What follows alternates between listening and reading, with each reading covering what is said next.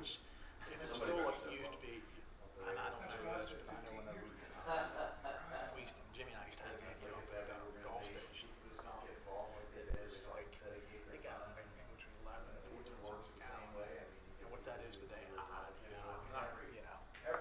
And then, but they also get, depending upon who your distributor is, you get credits. You build credits throughout the course of the year, but a really good year. And then they also bring the cost down a little bit. So you want to be pumping as much as your pumps will take, or rent it out. But because Nathan told me he used to, when I said the first time, he said, this is one truck a week was fine. So in the church building, I used to you're trucks a all week. offices now. Yeah. And I know I've been practicing a lot. a lot of times, like 12 o'clock, they're Kind of filming. see what the need and interest is out there. I've had some interesting for cases. I have a guardianship case, for example, for a mentally disabled man that needs someone to manage his affairs. He doesn't really have any family, so I've been doing that. I really enjoy that. A lot of time with him, with the banks and all these places to get his money squared away, get his care paid for. Did you have the library? Did you have a chat today? Have a guy deal on like a pension issue Is Adam from not another coming? entity. He's not. Really need to work on. It was kind of neat to see the big. They're trying to get your. It's 3 o'clock, Chief. Oh, okay. That was later. It sure Is is. Kevin at Mako? Pardon Is me? Kevin at Mako? Kevin is on security detail, I didn't think Mako was yet. and Adam is preparing for a medical procedure. So, okay, I think we are all set. You good? So, let me pull up the agenda here. Maybe.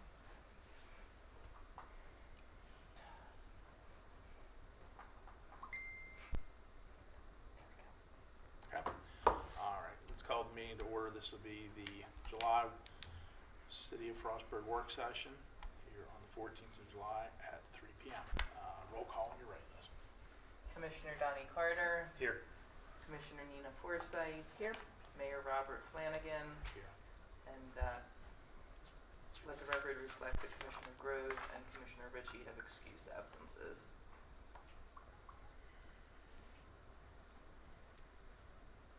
Okay, first up for your consideration this afternoon is Frostburg Lions Club each year requests tax abatement for their storage building on the west end of town, and they've sent their annual letter that they do not need to pay, requesting that they do not need to pay property tax for that building.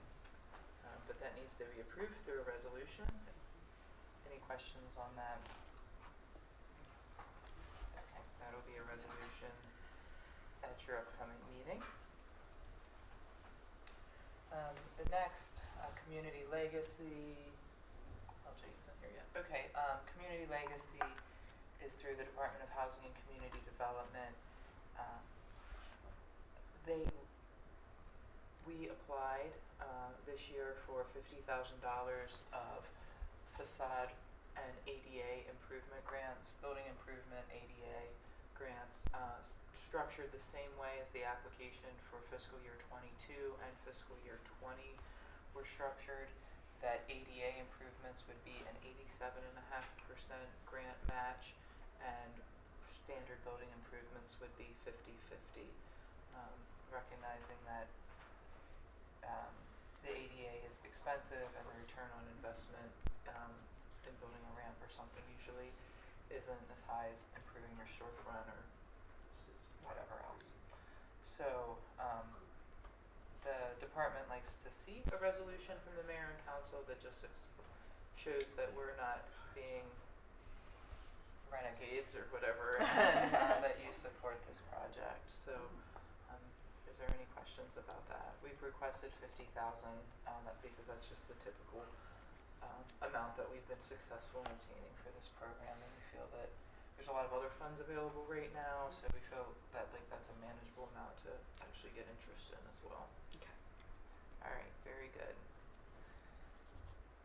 Center Street. I know I've talked in pieces about this project over the last several years. In December, well, early earlier than that, you had authorized me to do a request for proposals from interested developers for the properties on Center Street for a mixed-use development. We had several parties interested in that development in December, but ultimately all of the developers said for one reason or another that they weren't interested in responding to the RFP at the time. It was maybe a little bit too onerous for them to take on. So with that, there's two developers that were very serious with good track records that we continued conversations with, and then this group, Gillis Gilkerson, one of their employees just happen to reach out to a new employee at the County Economic Development Office. They're friends, and Adam Straught in the County Economic Development Office put us in touch with this Gillis Gilkerson group out of Salisbury, Maryland.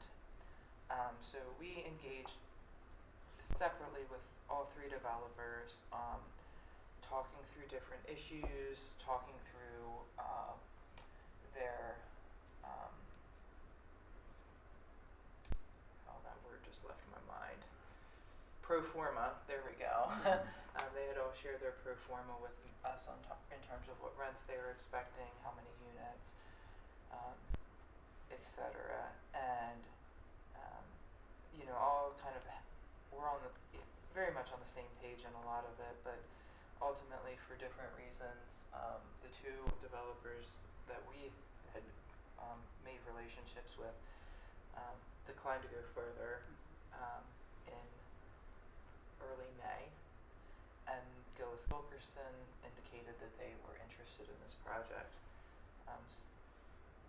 Maryland Department of Commerce, Andrew Sargent, Al Dalia from FSU, and several folks from the staff of the County Economic Development Office, and Guy Winterberg from the Tri-County Council has helped me work through this process of trying to identify someone and make sure that it's a reasonable proposal.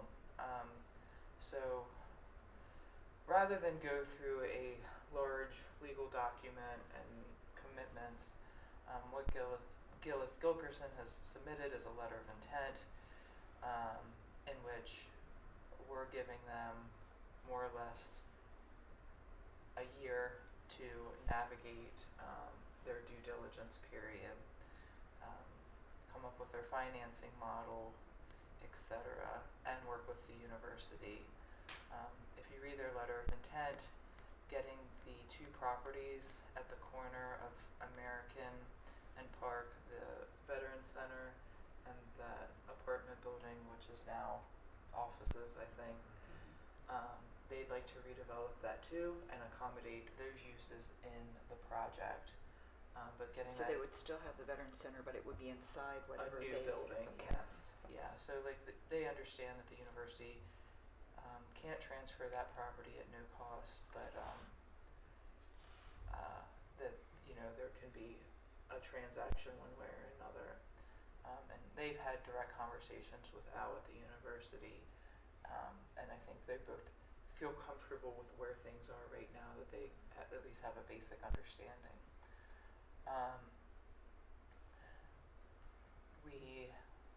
The purchase price is $1.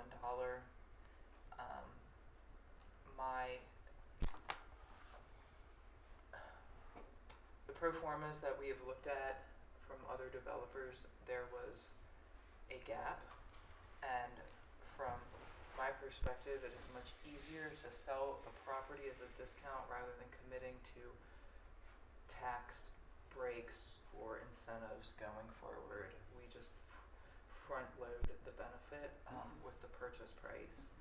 The city has an agreement with the grant agencies that provided the funding for this, that we repay them in a ratable portion of our proceeds. So the state will get 60 cents and the county will get 40 cents. And that's not an issue.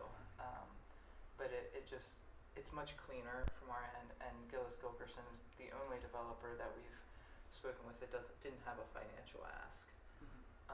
There's a lot of other funding coming up right now, and Senator Edwards had called a meeting that I was invited to probably 2 weeks ago, and the converse about bringing people to the area for these jobs, blah blah blah, and like, you know, that never-ending chicken and the egg conversation. And a lot of the conversation was like, well, we've been talking about this for 30 years.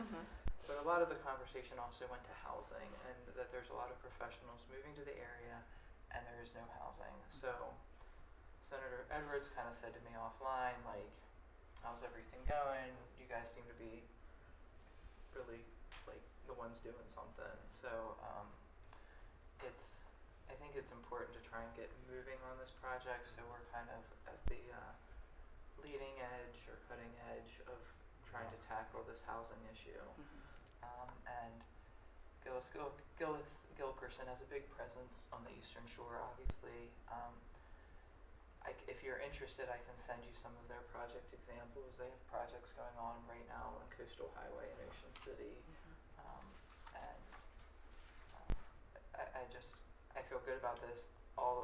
This letter of intent is really just committing the city to time. But they did provide a timeline where there's going to be benchmarks. So it's not going to be silence for the next year to wait for them to say yes or no. But they'll be working on conceptual drawings this fall, and then, you know, working with the university about lease arrangements, potentially with a food service vendor into next year, and going through the permitting process. So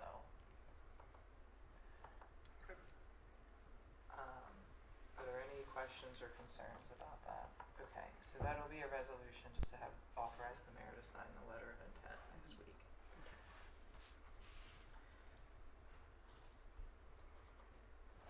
That does seem to be a better way of going about it, because those tax deals, I mean, they go on year after year after year after year. So I think front loading it is a better idea, because then you get the taxes. Yeah.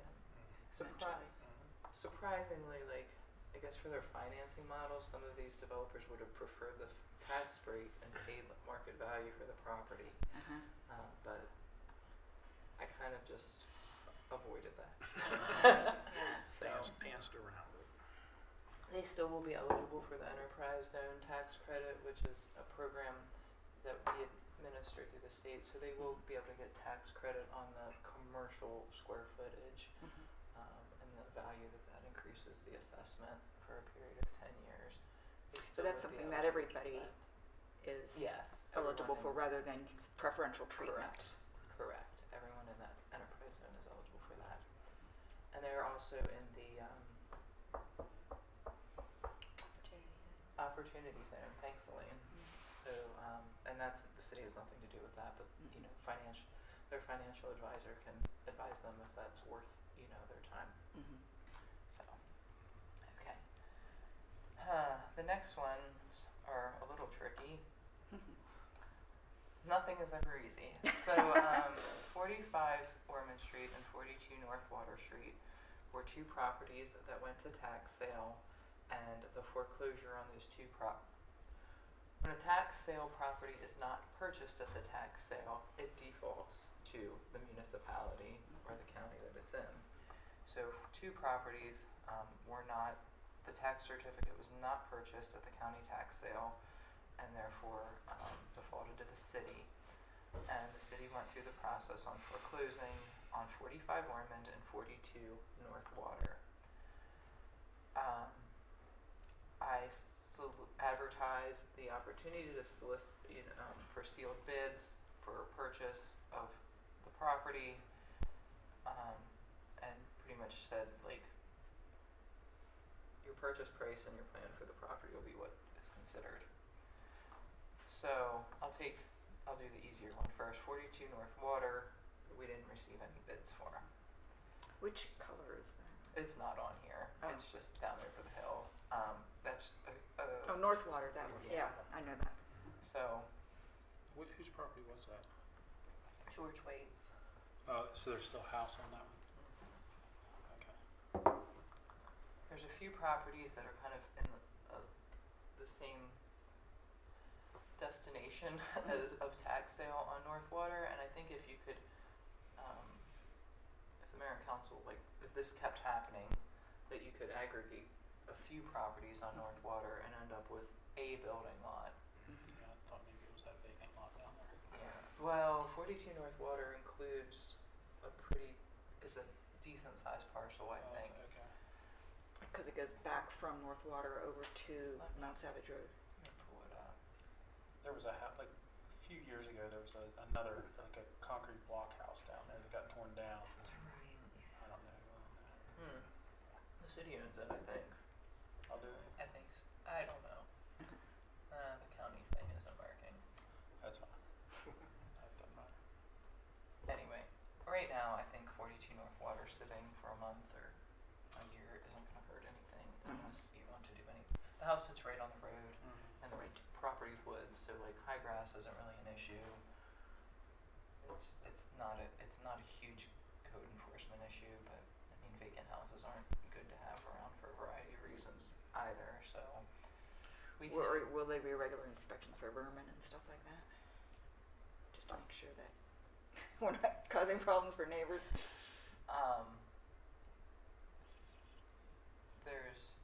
We don't have access to the house unless we like break into the house, which we could do. I mean, the So other we option still is own to it, or? we own it, yeah. So an option would be to list it with a realty agency, where Donnie's like listed things at no cost to us before if he wanted to volunteer to do that, and try see if we get interest that way.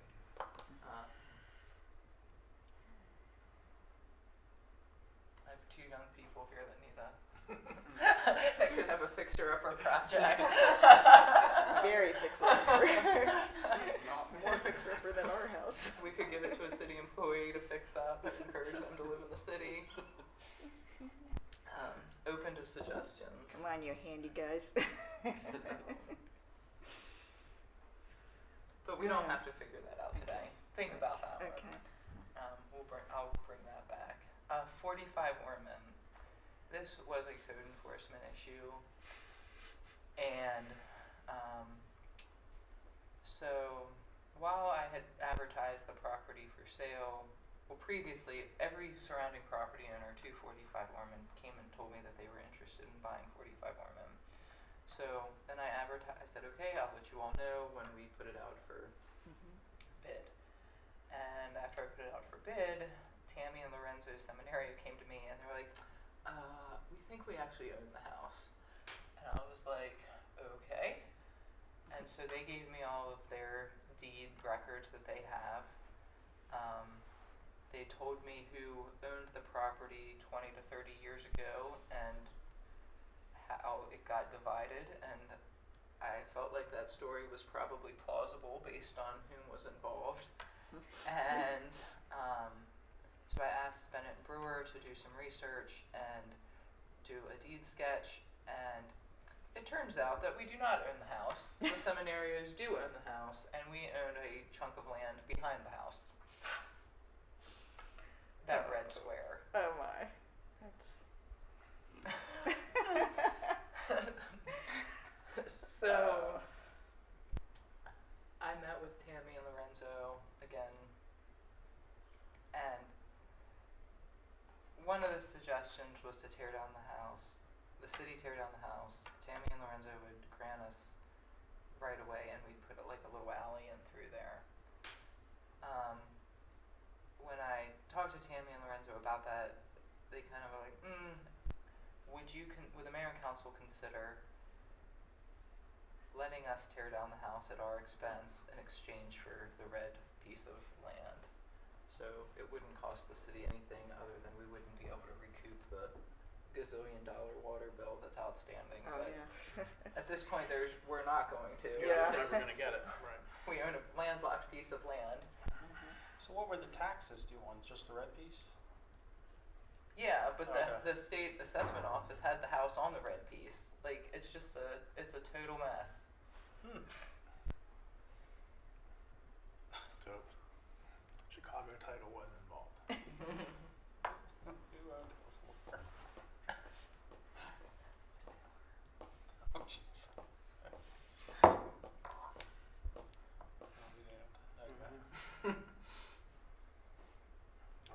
like a plausible idea. If they're willing to. I would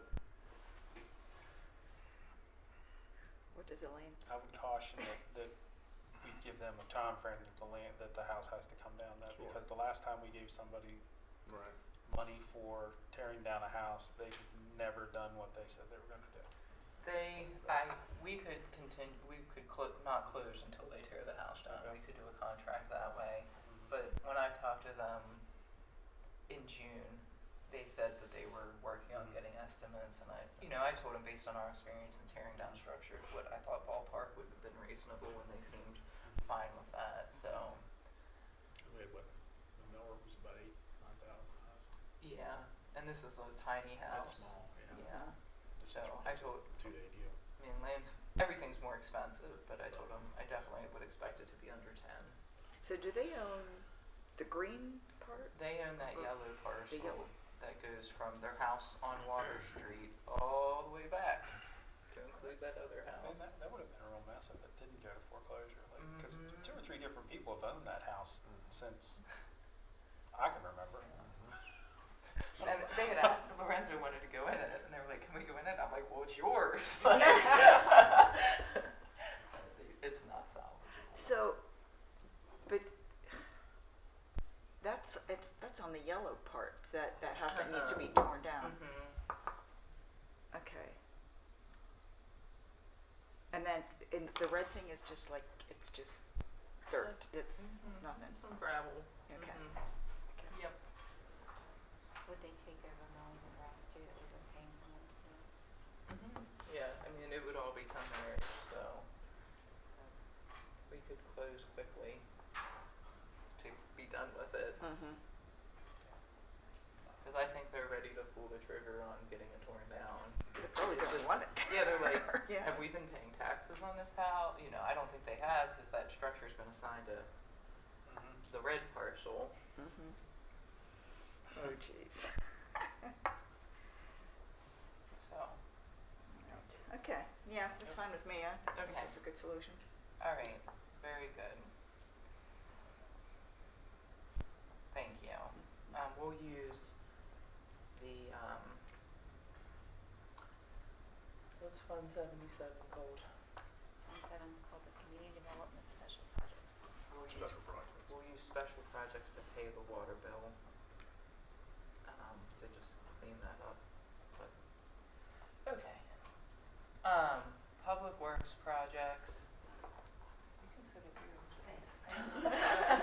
Um, Got stuck on my phone there for a little bit.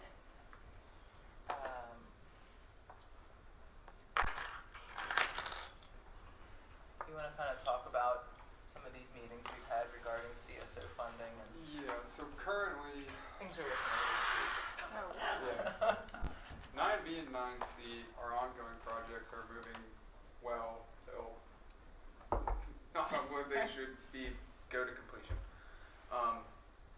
Phase 10A, which is our project in the swamp down below Mountain Ridge, is in design, and it's basically completely done being designed, about ready to go out to bid here by the end of the summer, early fall. However, we have some funding shortfalls there that we are going back and forth with MDE about as far as how we can make up that gap. So that one is kind of going to have to wait to be put out to bid until we know how we can close that gap. MDE is willing to work with us though. We've been in contact with Jeff Fretwell and a couple other people down there, and they want us to keep doing these CSO projects, so they're willing to help us, and they're helping us find these avenues to find this money. That's where 10A stands. Once we close the funding gap, we'll send it out to bid. 10B1, 10B2, 10C, which is all the stuff by Mountain Ridge High School, Washington Street, Sleeman, Upper Mechanic, that area. MDE has basically told us that the loans and grants that we've historically gotten to do our CSO projects probably not going to happen anymore. Their suggestion to us was to pursue one large loan to cover the cost of that entire area, and then even if we have to break it up into several projects, we can. But as far as funding goes, to pursue one bulk loan, so that we only have to go through one loan process and pursue it that way, which would be in the neighborhood of a $6 to $7.5 million loan. However, if we want to get these projects done, do all the other ancillary benefits that we get from the CSO project, the way that seems best to do it would be to bite the bullet and take that loan. So I don't know if there's anything else I left out. The loan is 50% loan forgiveness. Yeah, sorry. So, and he told us like, cause like that, with not 10B, there was an issue where like they were saying, well, we'll give you a loan. I'm like, it doesn't make sense to do a loan for the bond issuance cost of $100,000 for every project now. So the Bay Restoration Fund that we were getting for these projects is now going towards like stormwater credit training, like credit trading. So people doing stormwater projects that benefit the Bay are getting the grant money that we used to be getting. So legislation changed that. There's nothing we can do about that. The other issue is that the city had partnered with the City of Cumberland, the Vale Sanitary Commission, and Allegheny County to try and request a extension on the consent order.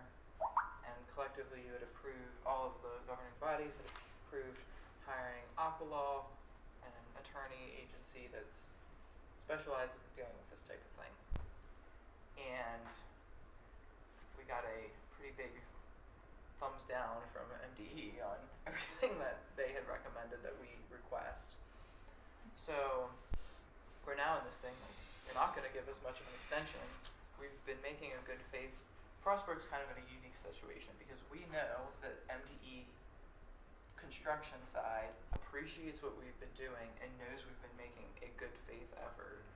But then this like regulatory side that also needs to make EPA happy is like, well, you need to go faster and you should have done it faster. And But then now they're also not giving us the money to do it anymore either. So it's this balancing act between engineering telling us we're doing the right thing, the regulatory agency telling us we're not doing it fast enough, and the finance department saying we're not going to pay for it anymore.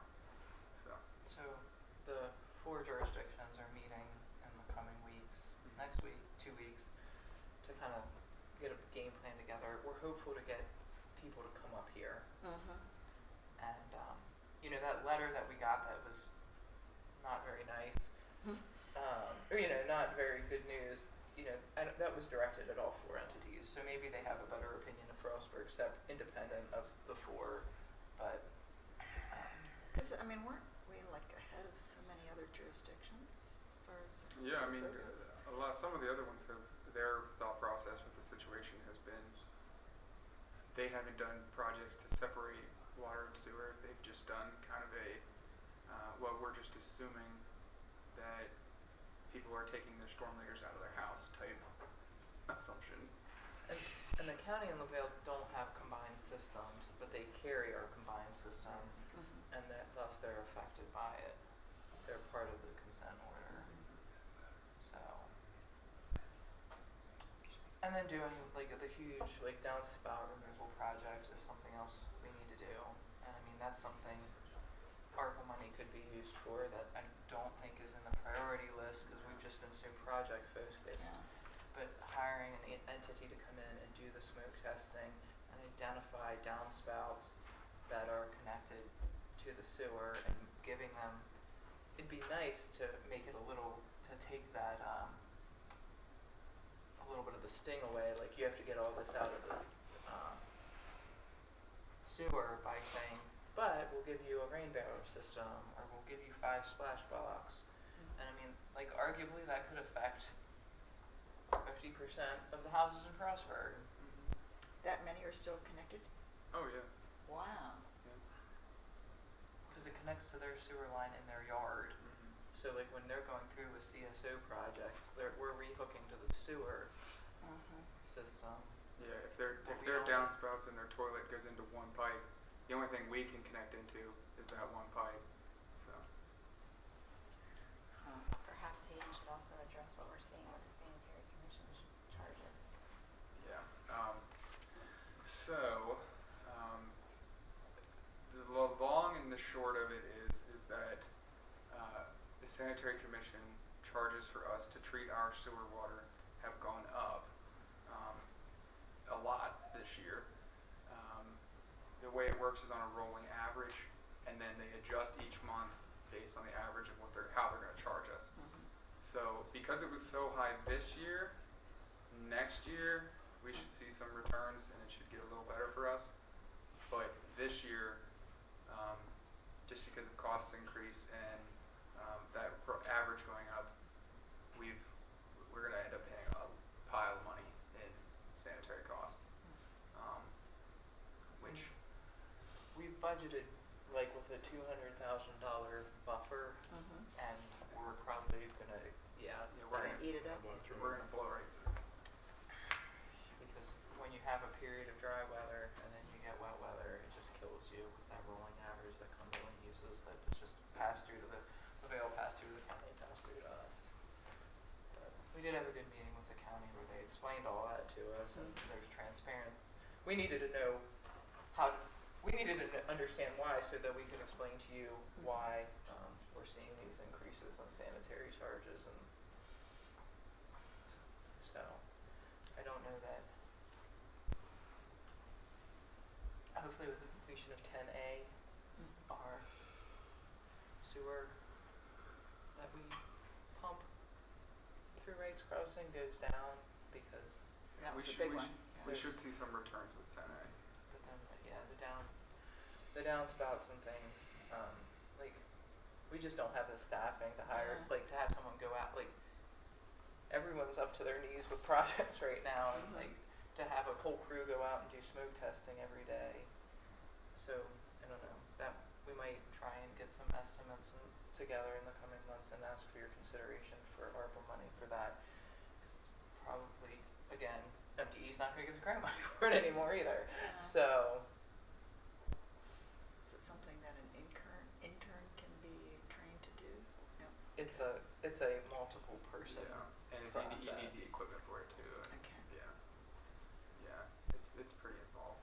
Mike and Chris have done like small areas of smoke testing before with some CSO projects to try and anticipate where like things, but it's never been a comprehensive project citywide. It's also So- tough because you have to tell someone, hey, I need you to alter the layout of your yard and home, and run the water out onto your yard, which people don't like either. But Hayden, where would you say, if you just ballpark, we get 10A done, finish up everything under 9, get 10A done, what would you say roughly percentage-wise are we complete? acreage-wise, we'd be at 87, 88%. Now, actual separation-wise, it would be in the 70% range. But then again, it's impossible to know exactly how many downspouts are going into the city too. But in terms of acreage of the city separated, by the time we were done 10A, we'd be over 85%. So, which is what MDE's standard was. They wanted 85% Right. separation. So I mean, if we would, say we do a push for downspouts and some of these other miscellaneous things for Main Street, like I've noticed travels that a lot of your businesses in some places obviously have a downspout that drives to the street, Mm-hmm. and dumps and stuff like that. I mean, if we work in that direction, that would definitely. Yeah, it would behoove us to do that just because not only is it a show of good faith to MDE, but it also brings down our sewer charges because Right. we're sending Right. a lot less down the road. So. Yeah, I mean, just what comes off your roof, comes off, Yeah. I'm not sure where the front probably goes into the sewer. The back all just goes out onto the street. on the street. Because that's, I actually need to talk to him about that. But, Okay, so sewer storm is a challenge. we'll keep you abreast of these negotiations regarding the consent order. The next is lead copper rule revisions by October 24. Every water provider in the country needs to inventory every service line to indicate if it is lead or galvanized or other materials. When I was at the Maryland Rural Water Conference, they had a consultant there kind of giving an overview of what's expected. MDE hasn't even like issued like guidelines yet, so we're just kind of all waiting. And I mean, to have such an enormous task ahead of you and not have specific guidelines at this point is kind of overwhelming. But anyway, they've recommended that like not only do you inventory whether it's lead galvanized or not lead or galvanized, but inventory what kind of material it is. So if there becomes a microplastics issue with certain types of water lines, etc., down the road, you already have that information to begin to remediate it. So there's certain things that are easy, like if you go into a house to replace a meter and it's assumed whatever plumbing is in the house is what's between the house and the curb stop. So Dan, or the water department now, every time they go in to do a meter change, is taking note of the type of material it is. And then on our CSO projects, you know, Mike Femi has record of every type of material it is, and oftentimes it's being replaced with copper or plastic. Yeah, every time. And then any new subdivision, we know that at least it's not lead or galvanized. But so we're starting to work on that, but we expect from our conversations with MDE for grants to be available later this summer or early in the fall. So we are hopeful to apply for one of those grants to bring a consultant in that can kind of go through it's just like all hitting at once, and Public Works has Hayden and Angel. Yeah. And you know, their Public Works department's busier than ever with all these construction projects and mitigating what the gas company is doing too. So going through old plans and then actually maybe doing some work with the water department for field verification. I think because we're aware of it and thinking about it and starting to talk about it, hopefully we have a good chance of getting a grant this first year. But then there will be grants going forward to actually do the remediation work. If you find lead pipes, there's like so many you need to replace per year type of thing. Did you say it's the inventory is like between the water main and the house?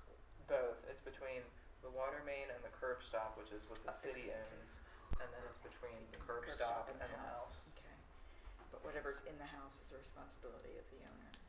Yes, but so normally, like the easiest way to, instead of digging up everybody's front yard, the easiest way is to just go in their basement or ask them to self-test. There's kits where you like draw with this like crayon or something on your pipe in your basement, and if it turns a color, you know it's red. Or if it's shiny and a magnet sticks to it, you know it's galvanized. So like, I mean, there's those types of things we can be doing too as we go down the road. If it makes any of you feel better or sleep better at night, Jimmy in his 40 years here hasn't found a galvanized pipe, and he's fairly certain that all of the lead is out of the city. So we're pretty confident that everything in the city is plastic or copper. So it'd almost be more likely to be a wooden water line than a lead water line. So, but just don't think that we have lead in galvanized water lines everywhere. We're just putting together this database to show that we don't have any lead anywhere. So. And if we do, we'll take care of it. Yeah. So. Okay. Very good. The other conversation is if we do find lead or galvanized on the private side, whose responsibility is it? And like hopefully the grants could help the homeowners make those replacements. So if that comes about. Okay. Paving. I'm gonna do that one too. Yeah. So I know this has been the number one thing on a lot of people's minds. It's definitely been the number one on my mind. I know you guys probably get several phone calls about it every day.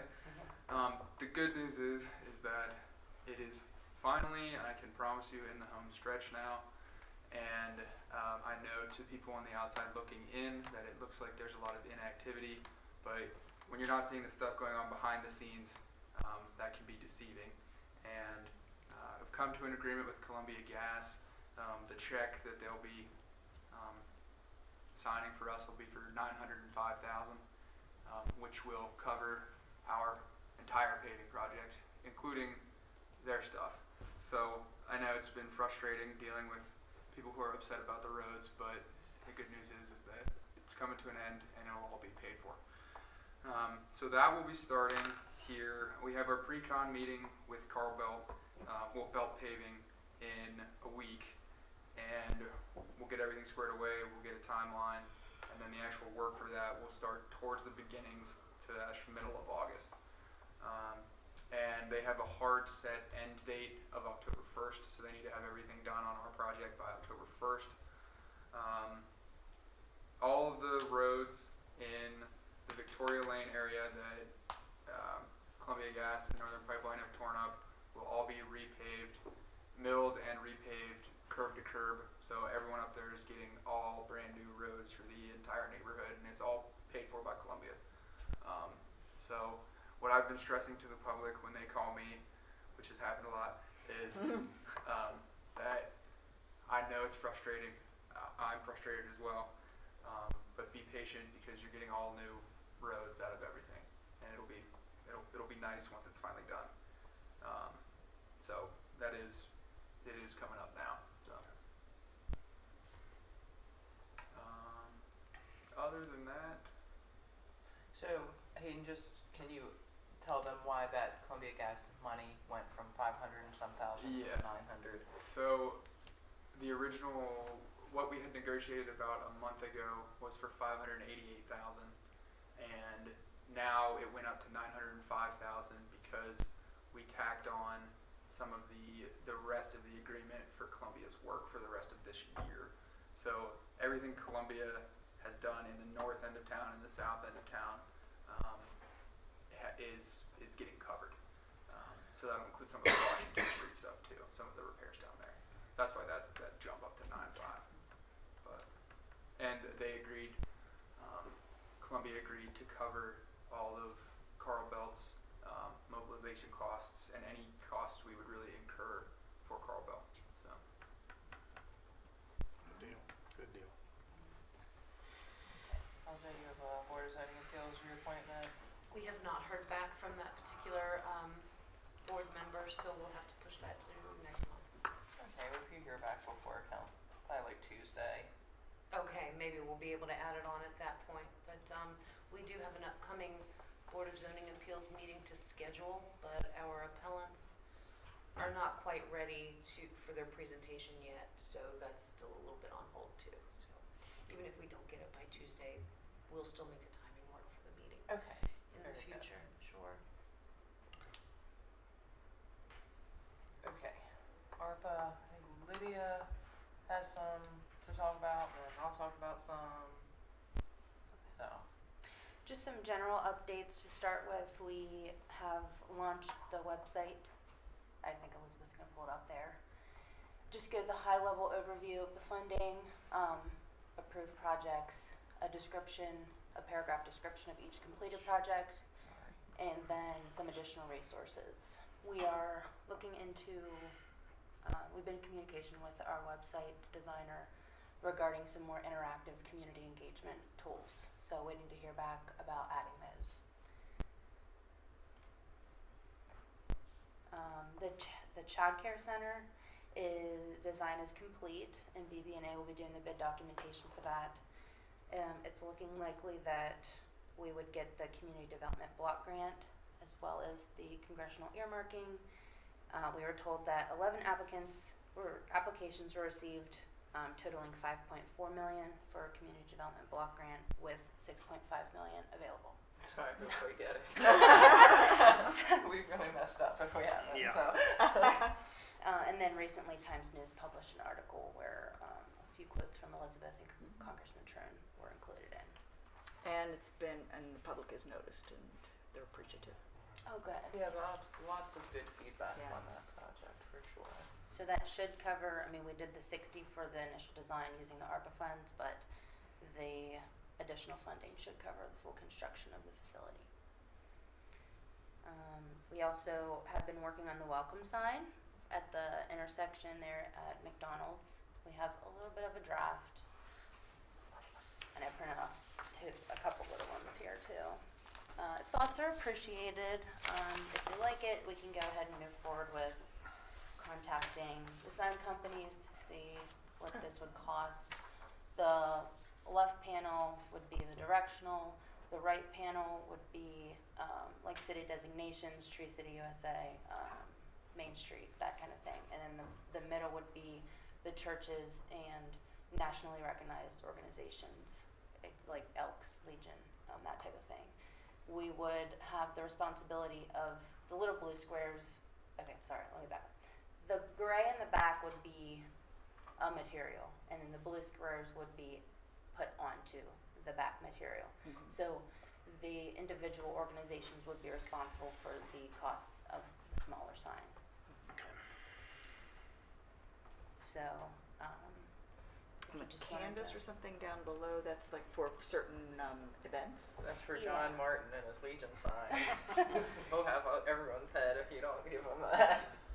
Yeah, so they'd have Spaghetti islands on the 30. on the poles where you could put event signage on the bottom, and so the middle. This is just a draft, but 12 feet and then 6 feet on both sides. Looks nice. Yeah, yeah. Looks nice. The The mountain. posts have to be wood or breakaway metal to meet state highway sign regulations, and we still have to make sure state highway would approve this, but Well, I'm sure they love what's there now. with so. there being the bank behind it, like you're still gonna hit something hard, Yeah. but it's they have wood pressure treated 4x4s is probably the easiest thing to deal with there. And then I guess just underneath, instead of grass, we were thinking about doing some type of landscaping, whether Yes. that be rocks or mulch, to keep it from getting up into the banners, so that we could make it not as high to meet the state highway regulations. Recently completed projects. Our most recent completed project is a Main Street trash cans and benches. There was a press release on that recently. Thank you. They look lovely. And then the last topic is our outside requests. I don't know if you want to just review first, or Yeah. So on the subrecipient request, a period of time ago, a month or two ago, we sent in letters to the fire department and the university asking for information that we deem necessary for subrecipients based on the federal guidelines and the information our auditor had provided with us or to us. So the first one would be, I guess the first thing is Lydia has made friends through these ARPA forums and office hours via Zoom. She's made friends with the ARPA coordinator for the city of Hyattsville. yes. His name's Patrick, but he's an attorney by trade, so he's been very helpful to Lydia. That's a good connection to make. And one of the things he's recommended to the city is that if the city chooses to move forward with subrecipient requests, that we hire this other guy, Tom, as a consultant to make sure that the project is set up right, classified right, monitored correctly, etc. It's probably a few $1,000s per grantee. He is like Or- standard attorney fees. Okay. So I wouldn't think that it would cost that much. Okay. Because it's but he has, apparently this guy Tom has a lot of experience in dealing specifically with federal funds. I think I've explained before that like normally when we're using federal funds, we have a grant agency like checking each box along the way and making sure we're doing everything right each step of the way, and that isn't the case with these ARPA funds. So a lot of this stuff is just new for us to navigate, the contract language and everything. So subrecipient monitoring, we're not familiar with that at all either, and what that entails. So if you choose to move forward with the subrecipient requests, Lydia, and my recommendation is that you do set aside a small portion of the ARPA funds to help with the management monitoring of it, recommendations. So the two items, Fire Department, Commissioner Grove asked me to put them on the agenda. I think they had been in contact with him, indicating that they didn't have external audits for their organization, and that was going to be an expense to them, and they were requesting that the mayor and council indicate whether or not they were going to be funded and for how much, so that they could evaluate if it was worth their time getting the audit. And then with the university, they submitted a full request, all the information required for the $500,000. So I think from like staff's perspective, there's just with the sewer stuff, especially, like we're seeing just a lot more demand of ways this ARPA money could be used. But you know, I know these outside requests are really important and can have an impact on our town too. So just wanted to see what you wanted to do there. From our perspective, there's still a lot of unallocated funds, and there's not necessarily any firm deadline that we need for a decision to be made. Is this for the second tranche? Just in general, yes. The second tranche is coming. Elaine got that email. We received notification that the state has received the money from the federal government, and then it will be the state that will distribute it to any used non-entitlement units, which the city is one. We do not have a specific date that will be released. If it's like last year, we'll receive notification that it's pending, and then 2 or 3 weeks later, we'll see it hit the bank. At this point, we haven't gotten any farther other than being notified the state has your money.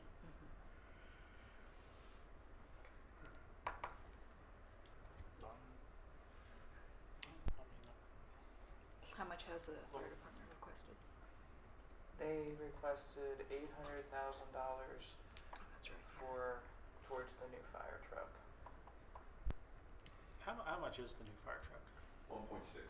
We have 500,000. 500 from the city, or from the state, right? I think it was $750 for the fire truck, and then $50 for the police chief vehicle.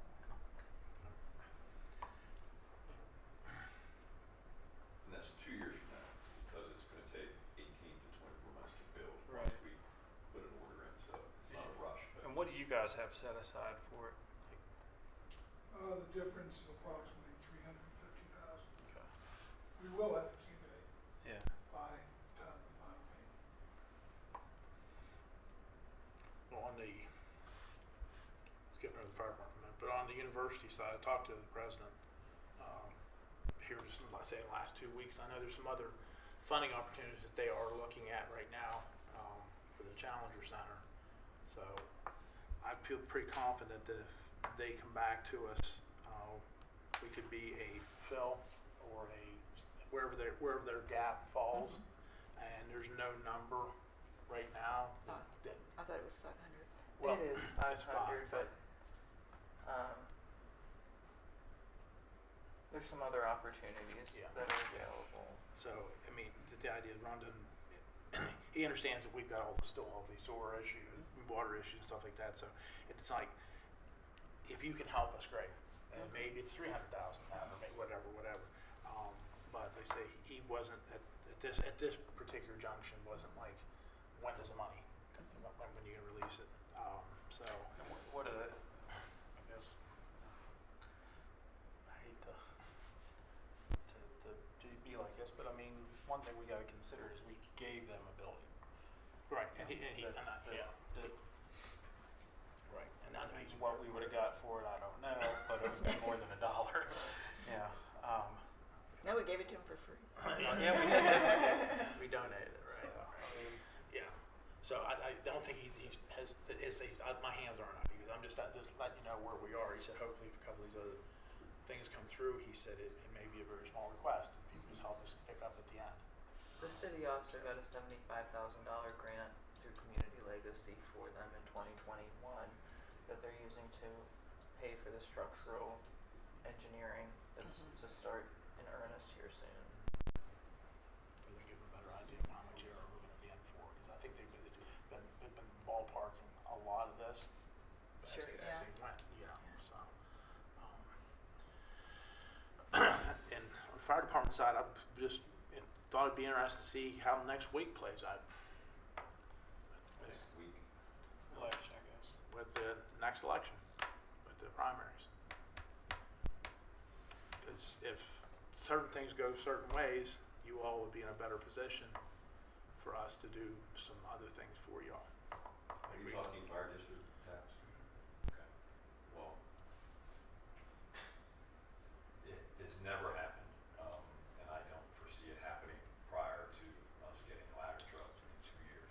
But whatever you want to do. I will say that the 800 that we requested last year was $750 for the ladder truck and $50 for the Tahoe. We've since ordered a Tahoe, so we can knock it down to $750 as a starting point. Okay. All right. I do want to make sure that we prioritize the water and sewer stuff, because we don't have wiggle room in that. That's a fund that's got to maintain itself.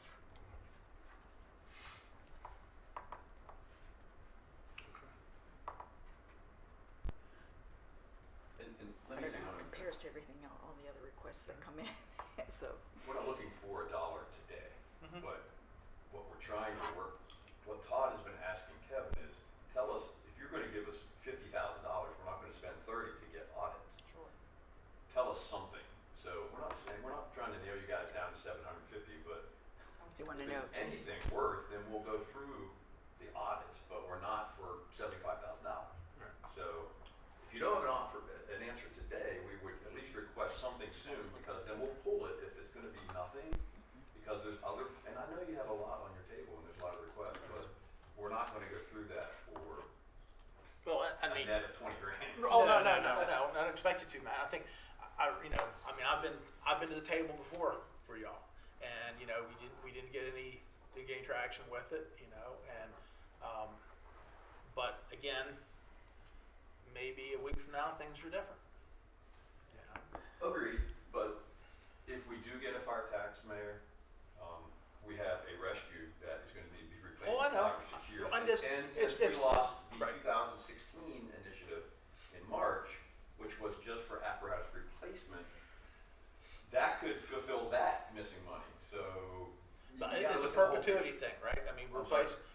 we're gonna be replacing stuff in perpetuity. It's never gonna Exactly. end. We know that. It's never Right. gonna end. You know, we're replacing police vehicles or, you know, so on and so forth. I just feel as though that, you know, and we've had a discussion, that I wanna get some help from Big Brother. That's fine, and Because, Commissioner Grove has said that he is going to lead that fight, right, so that's great, and whether. and I'm happy to come along. Whatever the commissioners Right. are, whether it changes or not, I don't know that the outcome is gonna change if it doesn't. The outcome of fire tax, I can pretty much promise you won't, if the same commissioners stay in, because they've denied it for years and years and years. Right. The other thing to take note of is the ISO rating for the city changes if the ladder truck is 20 years older or 20 years or older, which by the time we get it will be 21 years. So keep that in mind. Sure. Okay. Yeah. So I just, if you're gonna do this, let's grab some more. That's all I'm saying. So I mean, let's see where she Have goes. at it, but the fire department can't win that battle with the county alone. I understand We've that. tried I under understand Dick DeVore, we've tried under Jimmy Piles. So good luck. We'll welcome the help.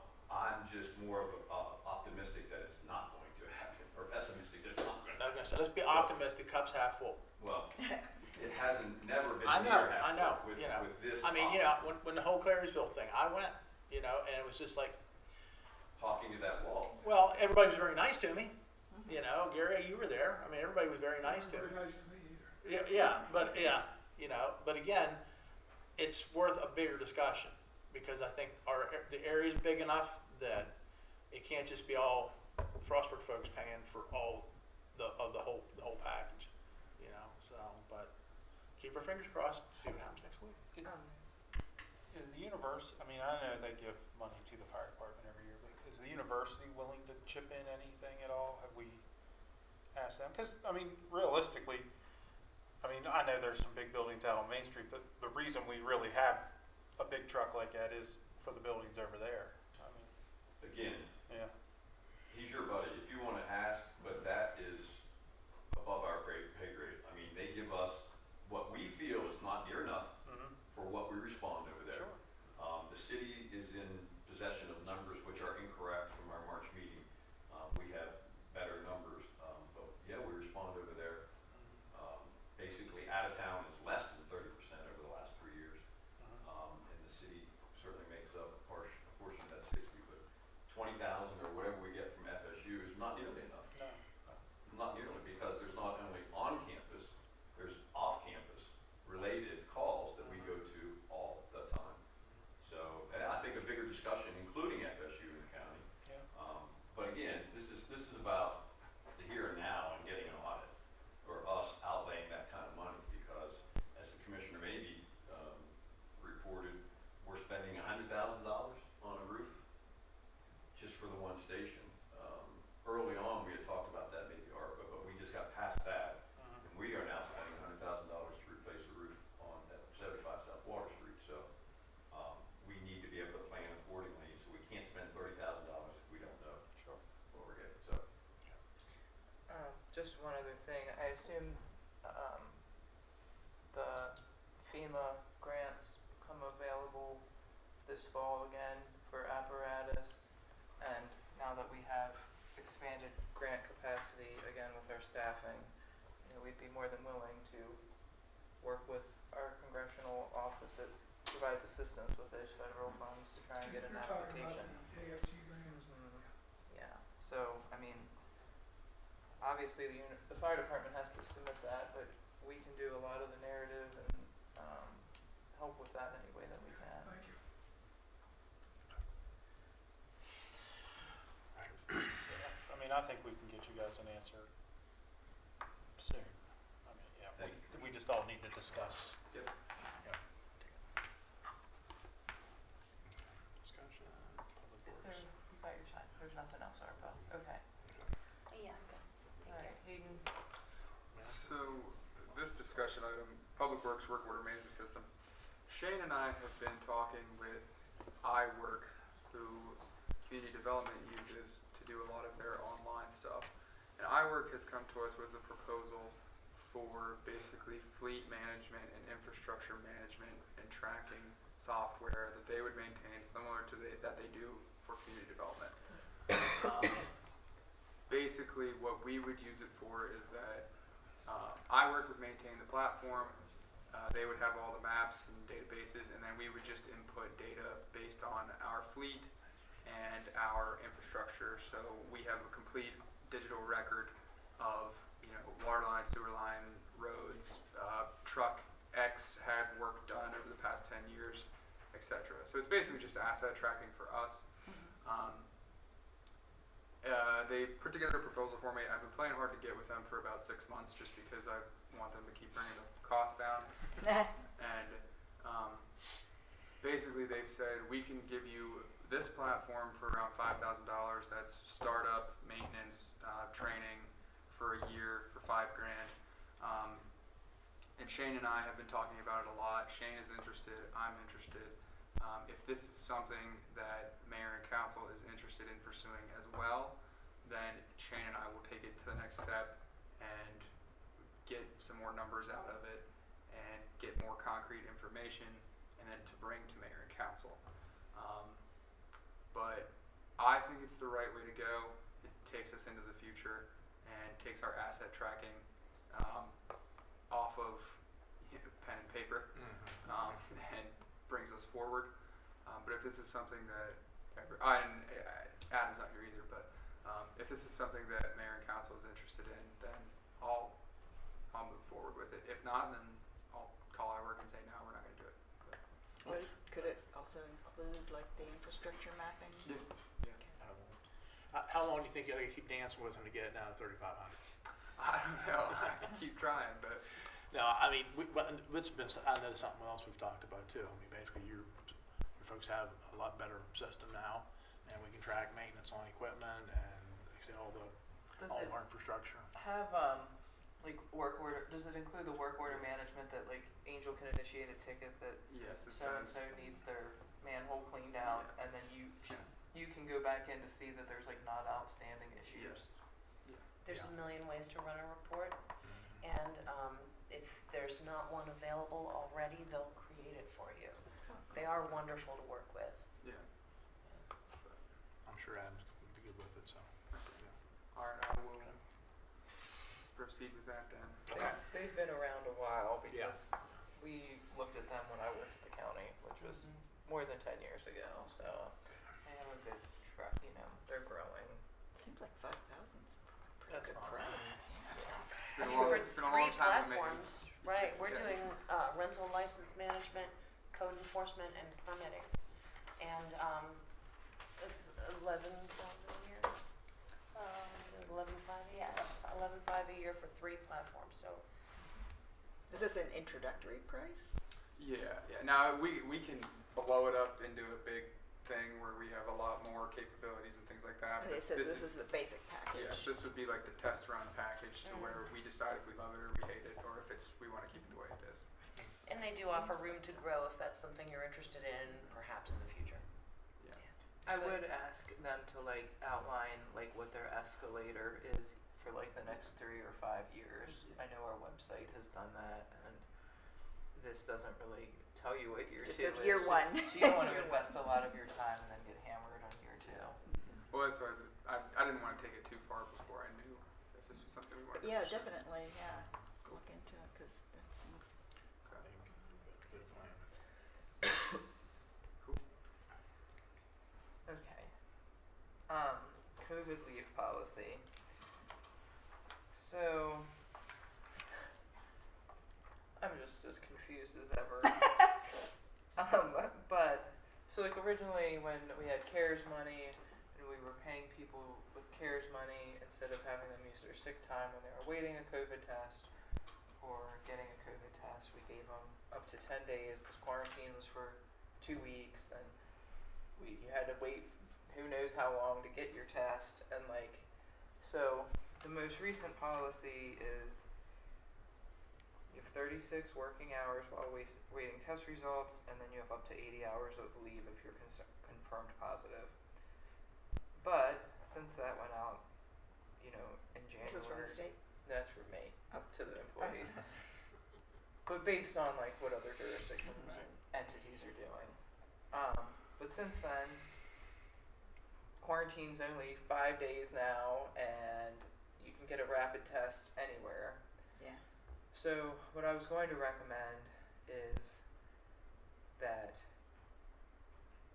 if you are symptomatic because you've been exposed to COVID, like we're just gonna try and get a stockpile of rapid tests to have here for employees, and I can go out and chuck one at them as they drive down the Drive by. street. They can take the test, sit here in the parking lot, take the test. If it's negative, they can return to work.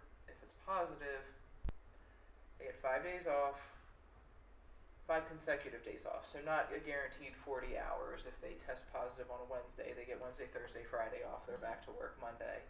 And then if they have a doctor's note because they're still feeling bad on Monday, they could have up to 5 more consecutive working days off. A total of 10 that would be covered with ARPA money, but just trying to update this. And then the fact that when we first were developing these policies, we thought you're only going to get COVID once, and now we have frequent flyers Reinfections, yeah. with COVID. So Did we have anybody that was abusing, like, oh, I need a test, and just to get a couple days off and then come back, it was negative? And, okay. there's been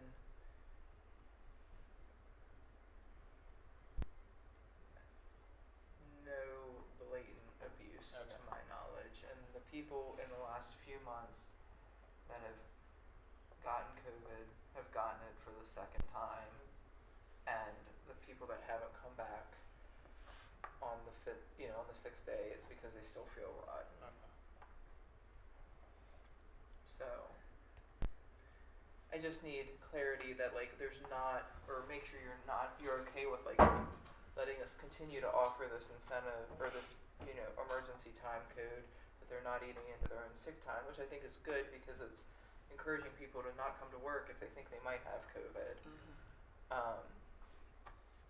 But yeah, making the rapid test readily available here, and then, at least for the next year. Or do you want to say revisit it this time next year? January. And are you okay with just like, instead of doing the hours, it's just consecutive work days, 5 Yeah. consecutive work days, and then Five 5, consecutive days, not necessarily work days. yeah, Yeah. 5 consecutive days, exactly, thank you. Yeah. And then, an additional 5 is okay with the doctor's note. One of the most recent case, like, when I asked for a doctor's note on like day 6, like, it's because he was at the doctor on day 5, just not feeling 100%, and like a steroid and an antibiotic or something cleared up the secondary sinus infection or whatever, and is all good now, so. Yeah. Good. Good. Yeah. I'll take care of just sending that out to you. Okay. We talked about Enterprise last month, and you approved ordering all those pickup trucks. We did want to talk about the staff vehicle that Hayden and code enforcement predominantly use. You all use sometimes when you're going downstate for meetings. And I think our recommendation, Hayden and my recommendation, is a 4-door Ford Ranger. And we wanted to make sure you were cool with that before proceeding with Enterprise. What you say? They're looking like $12,000-$13,000 trade. The Jeep. 13,000 for the Jeep. We paid $17,000 or $18,000 for it. So, Yeah. Alrighty. yeah. So let's get rid of it. Yeah, that was the other thing, is that the resale value on the Jeep is really high right now, and it's only gonna go down, so. Yeah. Let's get rid of it. Would the vehicle be marked with the City of Frostburg seal? I mean, we can put a magnet on it if we want to. I think for code enforcement purposes, that would Yeah, just get a magnet. be appreciated, yeah. Because specifically for some of those calls that we would do, we would take the magnet off. I'm serious. Sure. I mean, Sure. Yeah, I have no problem with that. Yeah. But That's fine. the Ranger's like, there's not, we looked at like SUV options, and there's not a lot of like the small, I mean, we could get a Tahoe if you want a Tahoe, but in terms of the smaller SUVs, there's not a lot of options that sell fleet vehicles. So, Well, like I say, if you've got to go out and do something at some point, you need to take a shovel and a rake and a couple other things with you. And that makes sense. You get a tonneau cover and you keep those things in there. If we have to travel, you can take luggage. Yep. So, we're poised to take a stake out to a really bad property that we can't even access.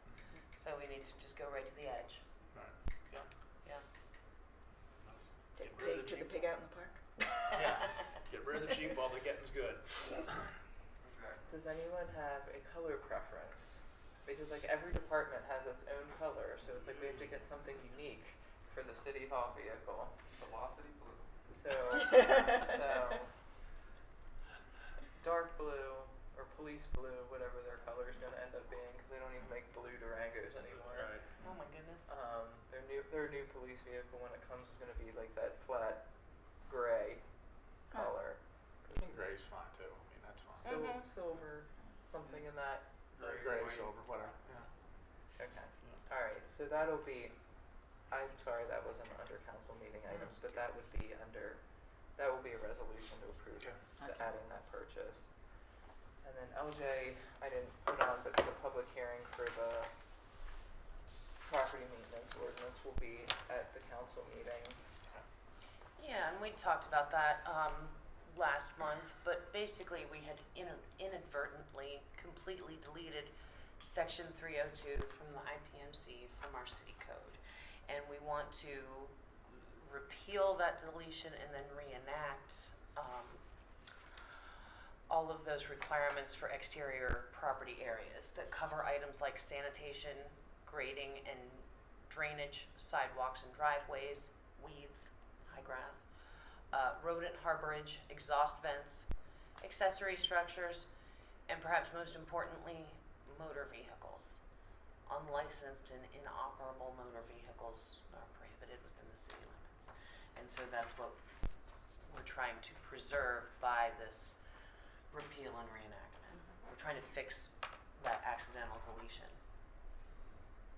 And Elaine, not to put you on the spot, but could you just share the numbers of enrollment percentage-wise for dental and vision? 60% for the dental? I don't remember it specifically off the top of my head, but we're at about 75% on our medical, and I do believe it was in the 60-62% range for dental and vision. So I think that's a good indicator that the employees are very appreciative of that offering, so thank you. Cool. Great. Okay. That is all the staff have, I believe, so anything that we can address for you, we'd be happy to.